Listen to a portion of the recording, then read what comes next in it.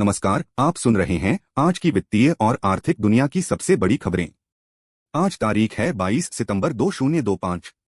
तो चलिए शुरू करते हैं प्रमुख सुर्खियों से। सबसे पहले बात करते हैं अमेरिका के H-1B वीजा शुल्क की। अमेरिकी सरकार ने नए H-1B वीजा आवेदन पर एकमुश्त $1 लाख का शुल्क लगा दिया है।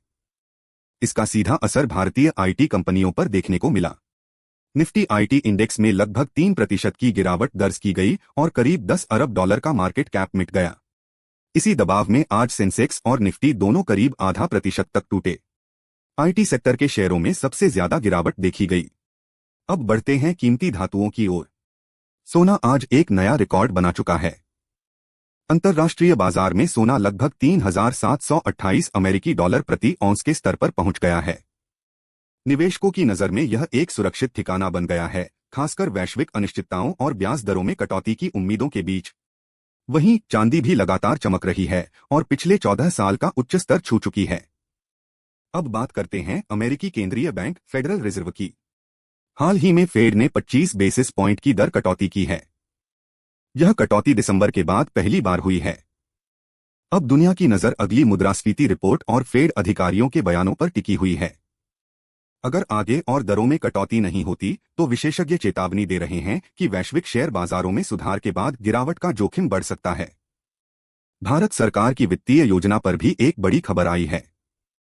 सरकार ने वित्त वर्ष 2025 से 26 की दूसरी छमाही यानी अक्टूबर से मार्च तक के लिए 6.8 लाख करोड़ रुपए की उधारी योजना को बरकरार रखा है।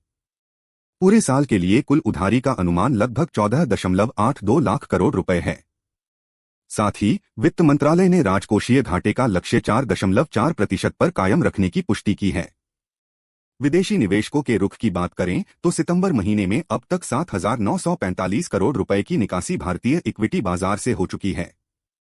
साल 2025 में अब तक विदेशी पोर्टफोलियो निवेशकों ने लगभग 1.38 लाख करोड़ रुपए की भारी निकासी की है। इसका असर रुपए की स्थिरता और शेयर बाजार की मजबूती दोनों पर पड़ा है। अंत में एक अंतर्राष्ट्रीय पहल की ओर ध्यान दिलाते हैं।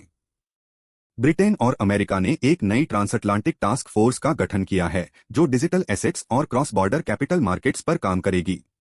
इसका उद्देश्य है वित्तीय बाजारों में भविष्य की चुनौतियों और अवसरों के लिए एक साझा ढांचा तैयार करना।